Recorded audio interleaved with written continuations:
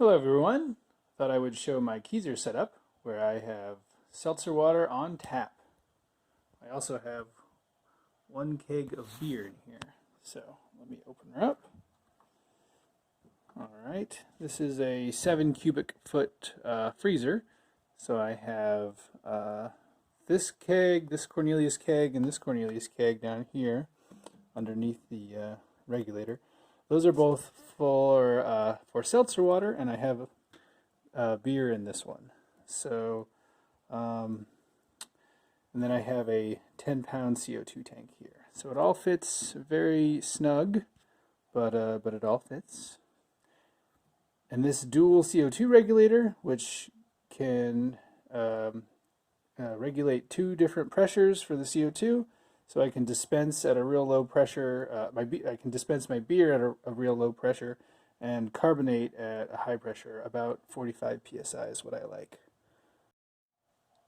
So the reason I have 2 separate Cornelius kegs for seltzer water is once one of the kegs gets finished, I'll refill it and start carbonating that one, and then switch the tap to the other one that is already carbonated and ready to drink. So right now, this one we just finished, so I'm going to fill it up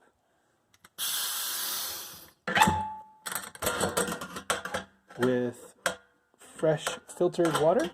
So get that out of there. On actually both of these seltzer water kegs, I have a carbonating stone that's attached to the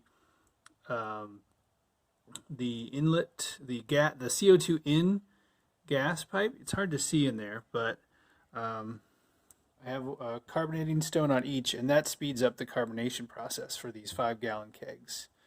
Okay, let's get the water. So as I mentioned, I am using filtered water, so let me show that setup I have. I got this Woder water filter on Amazon, and it works very nice. It produces pretty good tasting water, and I just ran that off of our of this utility sink cold water line. I did a little Y connection there, and that goes into the filter. And then I had to do some pipe conversions into some, I think it's vinyl food grade water line. And then at the end of that, I have just a little ball valve, and I'll put this in the keg. Another thing I wanted to mention about this Woder filter is that it is meant for use with like city water, where the water that it's filtering is already pretty good. Alright, this keg is filling up right now.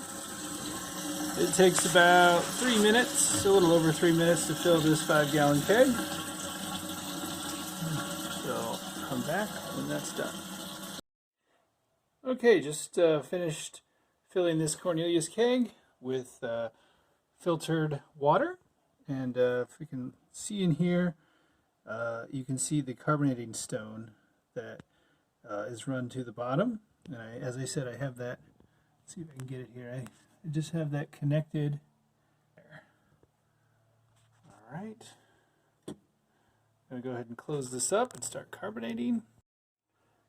Okay, got the lid on. Now let's attach the CO2 line in to the gas line in ball lock. There we go. Okay, have this CO2 line hooked up to this regulator, and as I said before, I like to carbonate around 45 psi. Your preference may differ. So right now I have it at about 15 psi. I'm going to crank that up.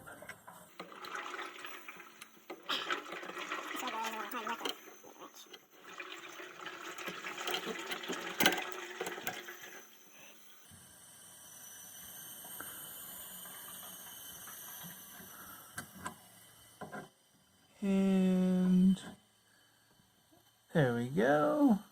A little All right, right at 45 psi. Okay, so with the carbonating stone, it takes, I usually leave it for about 24 hours, a full day, and it carbonates the 5 gallons of water pretty nicely. I wanted to also talk about dispensing the seltzer water for a second. So the more seltzer water you dispense from the keg, the less pressure it's going to have coming out over time. So by the time you get to the end of the keg, it's going to be a slow trickle near the very end. But it does have enough pressure to dispense all of the water. What you could do, I've done this a few times, is about halfway through your keg, or even more than that, you could reconnect the CO2 gas in and pump in some more CO2 to increase the pressure. The downside to this is that you're going to fill a lot of dead, empty space in the keg with CO2 and use up your CO2 faster. I normally don't do this, and I just let the water trickle out near the end. I'll try to place all links to products I have in the description, but hopefully this video helped everyone out in making their own seltzer at home. Cheers.